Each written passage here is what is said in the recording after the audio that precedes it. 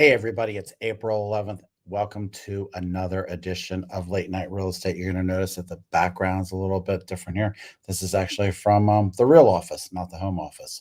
So tonight we're going to talk about the Realtor's report card, and just going to get right into it here and share my screen, one of the windows. And here is a sample report card that I wanted to share with you. I got this from Landmark Home Warranty. I always like to give credit where credit is due. This was just a quick Google search and probably about 10 minutes of reviewing them and everything. So I wanted to go over this with you. This is not by any means the end all be all, and I don't think they mean to represent it as such either. But what we have here is A, B, C, and F. It's a little fancy cursive F. And what they're saying is that you should rate your agent by their knowledge of the area, their accreditation or licensing, client reviews, time in business, price range and type, like how much experience do they have in that, the number of listings that they have, and communication. I think this is a pretty good start. Knowledge of the area. Have they bought and sold homes in the area? When I'm helping someone find an agent in a different area, what I do is I go on to my top 1% site. That is my secret site that I'm a member of. And I look for agents that are in different areas. But not only do I look at the agents in that area and look for, obviously the top 1% already and make sure they're a good fit. I talk to them in person, and I also look and see what they've helped people buy and sell. If they've never worked in the town that you're looking to buy in, then they're probably not going to be a good fit. I want someone who is the maximum perfect choice for you. If they don't know what prices are going for in that area, like I don't know what prices are going for in Manhattan, for example, then you should not pick me. Although I've got some awesome agents in Manhattan who can run circles around me in Manhattan. Accreditation or licensing, are they a realtor? Are they not realtor?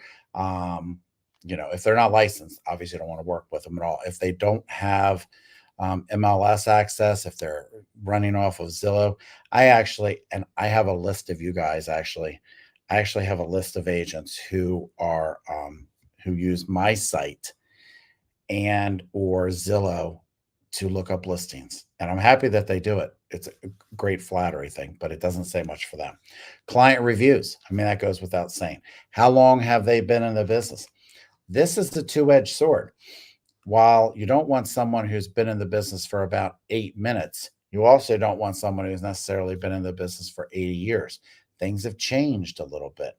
Actually, some of my agents that have graduated in the past 5 years from real estate school are probably some of the best educated, A, because they had me, and B, because they, as their teacher, and B, because they have received all new training about how things are now instead of how things were, 30 years ago.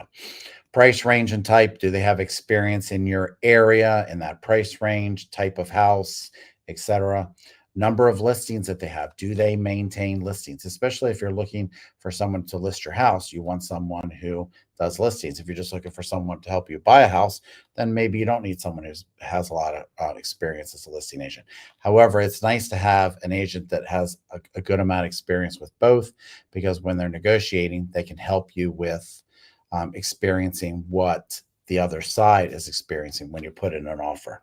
And then communication. Communication is key. I hear this probably 98% of the time when I ask my clients, what is most important to you? Typically, communication is in that list, education, training, not do I have it, but am I going to educate you and train you? And then just guidance throughout the process. I don't know what I'm supposed to do. I need you to tell me when I have to do this or when I have to do this. I don't want to have to figure it out on my own.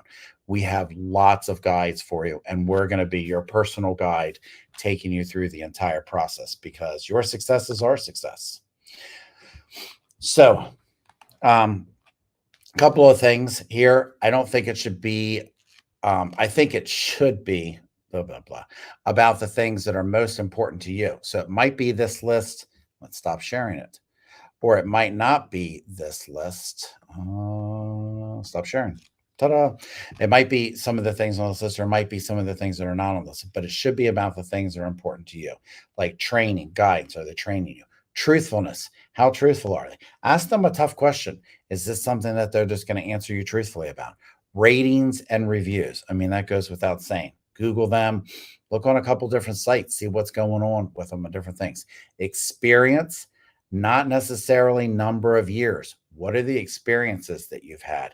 Do you work on a large team? Do you have a lot of experience? I have an admin that probably has more experience than your cousin, the agent, because she processes deals for our entire team. So I don't ever let anybody, I don't care how many years you've been in real estate, talk down to her because she knows this stuff inside and out. She may not have the legal background, stuff like that, but she knows what these deals look like. And she also knows what they don't look like. And reputation. Does this company have a reputation in the business? Every company that I've heard of has a reputation in this business. I'm not going to share on the air all those things with you. If we're having a private conversation one day, it might come out.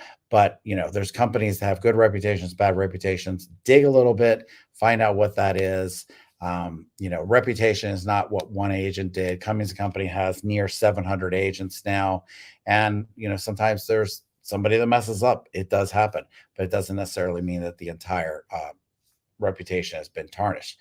Or if there's a company that's not doing so well that has one agent that's standing out, well, that agent may be awesome, but their company might not have such a great reputation. Remember, you're primarily going to be working with the agent, not the entire company when you're buying and selling a house. So really focus in on what's that agent's reputation? Are they working for a reputable company? How are they going to treat me? Are they going to be truthful, etc.? Be careful. Do not let it be about looks. Okay. I know that you guys just want to pick the best looking agent to represent you, but don't just pick me based on my looks. Okay. Please. Also, please, I hope you guys got a good laugh out of that, like me when I wrote it. Also, don't take just one recommendation from a friend. Okay. Your friend worked with one real estate agent. They have no one to compare it to. So, dig a little bit deeper than just that. Get some comparisons. And please do not just pick whoever happens to be standing in front of you at the time, unless, of course, it's me. But in all seriousness, do a little research, treat it like a job interview, and actually interview people. It's easy to find questions online. You can Google Dave Ramsey's questions to ask your real estate agent, or just questions to ask your real estate agent. And you're going to find all kinds of great questions that you should ask us, and ask some of those questions. It's fine. I know what those questions are. I'm ready to answer them, and I don't mind. Best case scenario, this is what you should do. Interview 1 to 2 agents.